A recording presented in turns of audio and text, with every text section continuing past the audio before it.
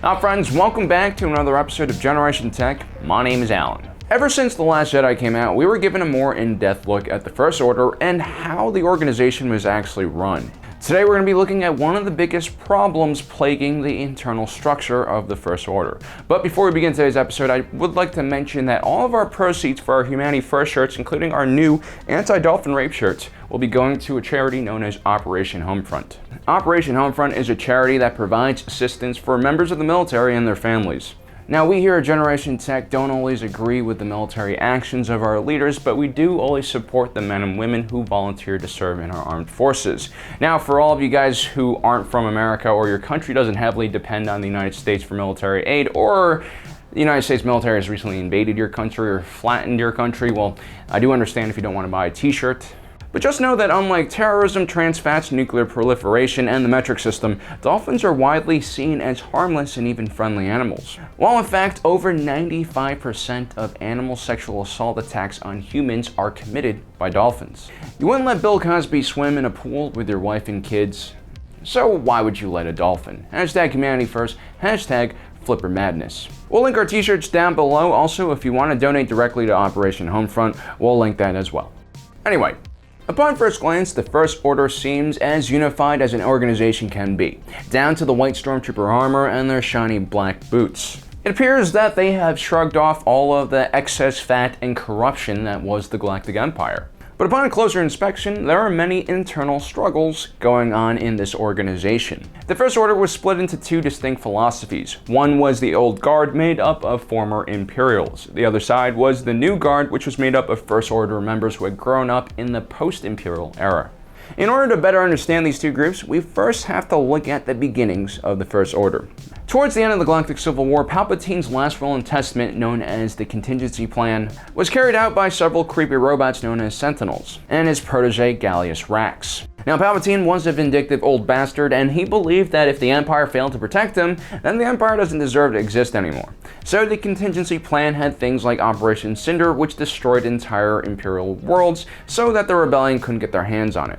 Emperor Palpatine put Gallius Rax in charge of the remaining Imperial forces, and he purposely led them into defeat after defeat until finally, at the Battle of Jakku, the remaining Imperial forces were completely destroyed by the rebellion.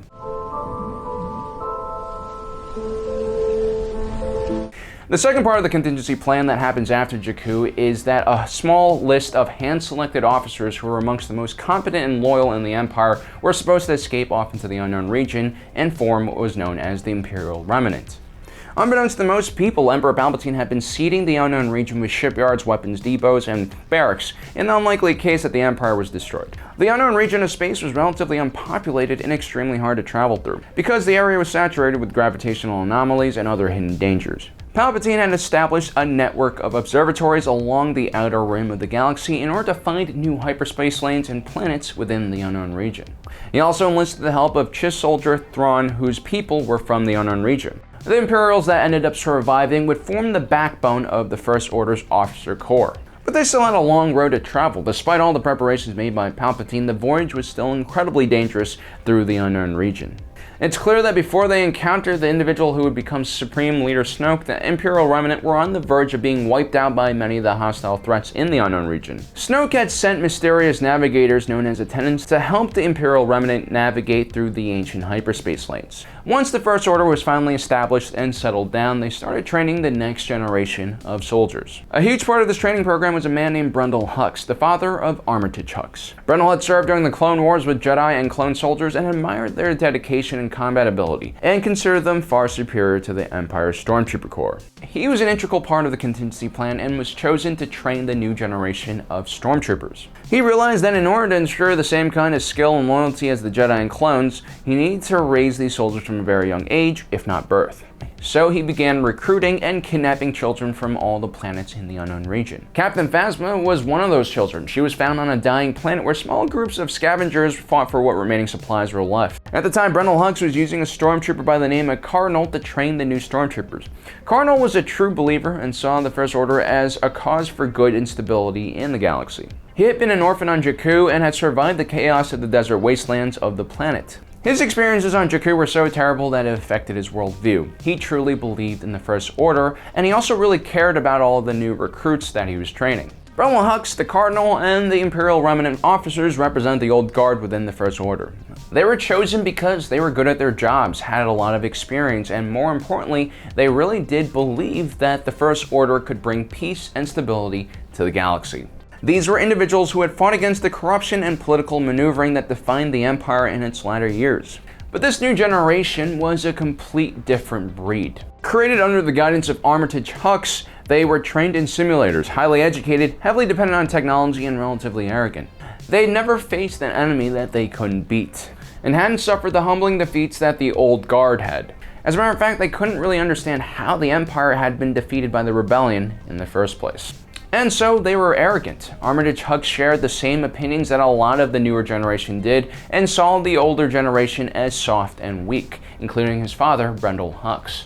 He eventually sends Captain Phasma to kill his father and takes over the Stormtrooper program.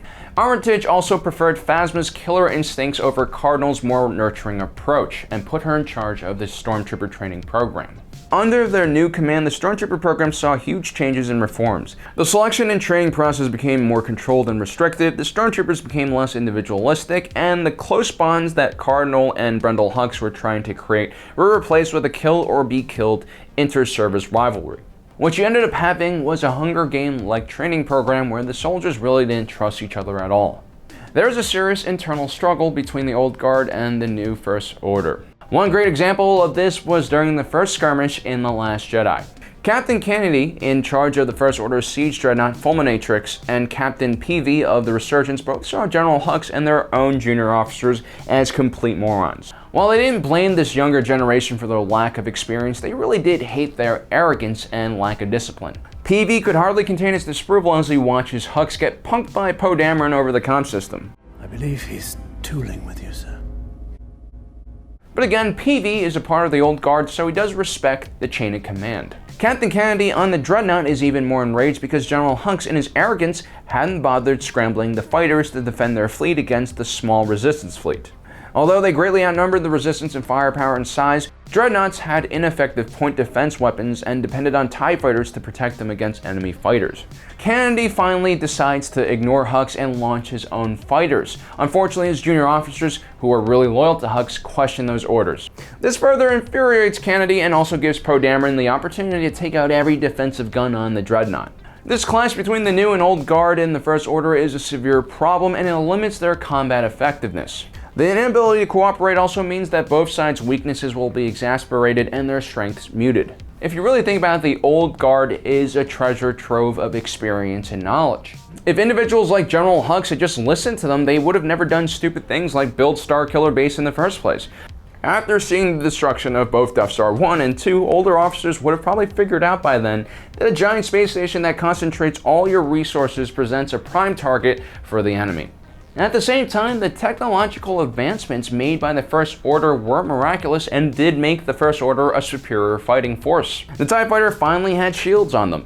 The Star Destroyers had guided munitions to defend against enemy fighters. And the new AT-ATs were bigger, so they would be harder to tip over, I think.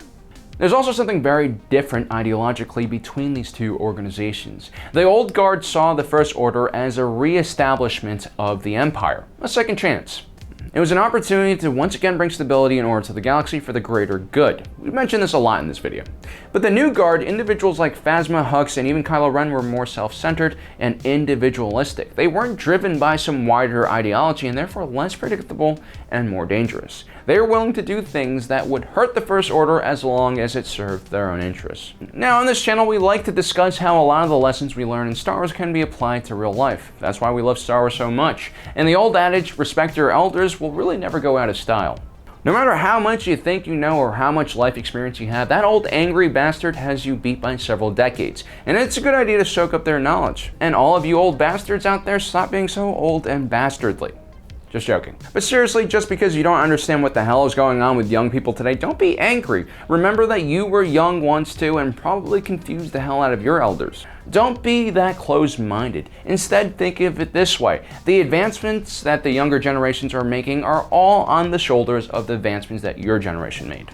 We're all a part of the same struggle. That's why humans are better than dolphins. We can record information and share them with the next wave of people so that they don't have to start from scratch. Well guys, I hope you enjoyed our video about the internal struggle in the First Order. Let me know what you think. How will it affect the future leadership structure of the First Order? Is Kylo Ren gonna have some problems with General Hux? Who knows? Well guys, don't forget to subscribe and hit that notification button as usual. Thanks for joining us today. If you're watching this, you are Generation Tech.